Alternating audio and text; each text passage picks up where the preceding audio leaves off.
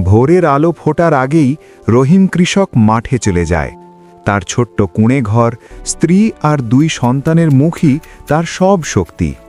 সারা দিন রোদে পুড়ে কাদায় মাখামাখি হয়ে সে ধান চাষ করে, কিন্তু ফসল ভালো হলেও বাজারে ঠিক দাম পায় না। তবুও সে হাল ছাড়ে না। একদিন ভয়ঙ্কর ঝড়ে তার অর্ধেক জমির ফসল নষ্ট হয়ে যায়।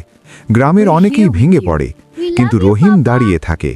সে বলে, মাটি আমাকে কখনো ঠকাবে না।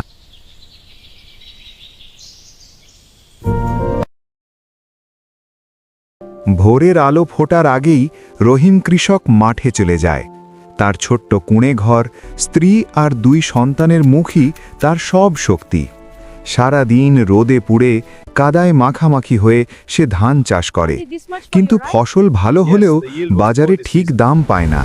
তবুও সে হাল ছাড়ে না।